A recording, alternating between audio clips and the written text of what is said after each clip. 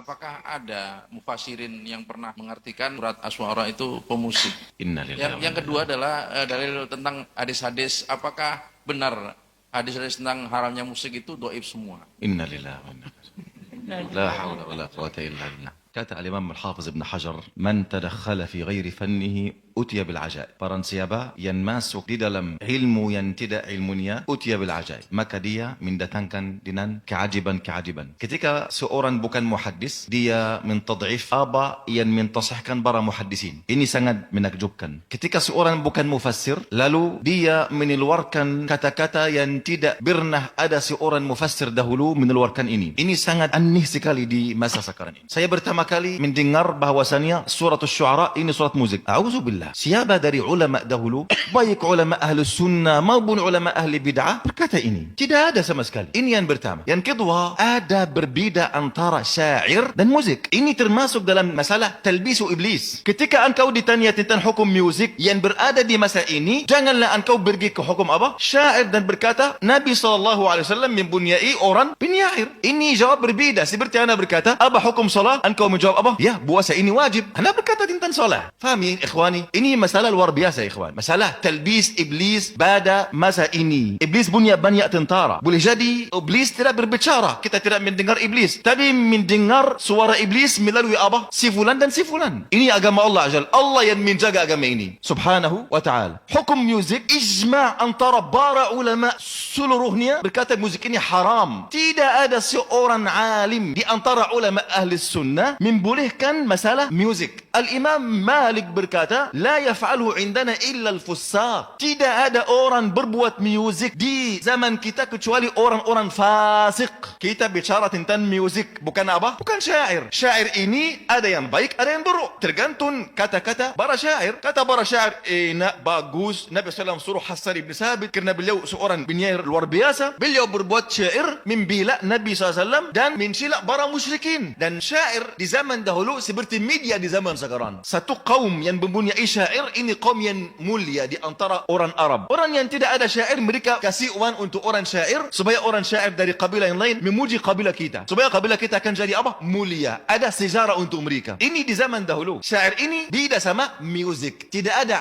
alim di antara ulama ahli sunnah wal jamaah di abad 3 Hijriyah yang pertama membolehkan musik sedikit pun. Silahkan keluar untuk saya satu alim di antara ulama 3 abad Hijriyah membolehkan musik. Yang kedua, yang berkata Nabi SAW pernah mendengar musik, a'udzubillah. Ini berdosa besar. Ketika sengaja berbuat dosa ini, silahkan mencari tempat di neraka jahannam wal'iyadzubillah. Nabi tidak pernah sedikit pun mendengar musik. Sahabat tidak pernah. Setelah Islam, tidak pernah satu orang dari sahabat Nabi mendengar musik. Silahkan, ada buku sunnah seluruhnya. Keluarkan dari buku sunnah satu asar sahih dari sahabat Nabi yang mereka pernah mendengar musik setelah masuk Islam. Tidak ada sama sekali. Adapun salah satu riwayat, Al-Imam Al-Bukhari meriwayat ini secara ta'liq. Kita sudah mencerita tentang masalah ta'liq. Ta'liq ini artinya beliau tidak berkata telah menceritakan kepada saya guru saya dari gurunya dari Nabi. Tidak. Beliau menjatuhkan gurunya atau gurunya dan guru-gurunya dan berkata masalah kata Abu Hurairah, kata Nabi SAW begitu dan begini. Ini namanya ta'liq. Ta'liq ini artinya hadisnya dhaif. Karena kapan hadis sahih ketika sanadnya tersambung dari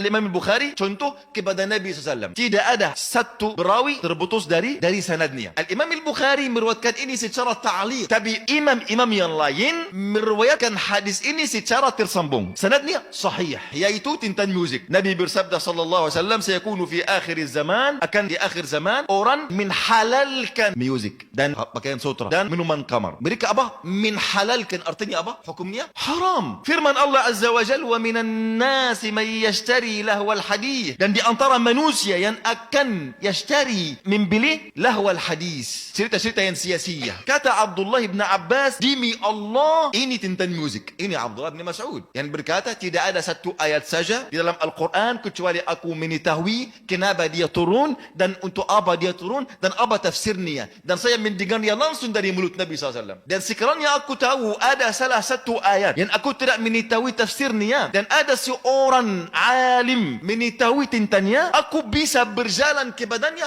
aku berjalan walau bertahun-tahun. Jika engkau ingin main, jangan main di dalam agama Allah Azza wa Jal. Jika engkau ingin talbis iblis, pasti ada ribuan ulama akan berdiri membela agama Allah Azza wa Jal. Tidak ada satu alim pun berkata surat Asy-Syu'ara artinya surat musik. Ini dustaan besar. Nabi tidak pernah dalam satu hadis sahih sama sekali bahwasanya Nabi telah mendengar musik atau membolehkan musik atau para sahabat mendengar musik setelah Islam. Tidak ada sama sekali. Ketika engkau ingin ada dalil, silahkan muncul untuk kita dalil yang sahih, yang benar. Hadis tentang mengharamkan musik ini secara tersambung. Artinya hadisnya sahih. Allah Ta'ala a'lam.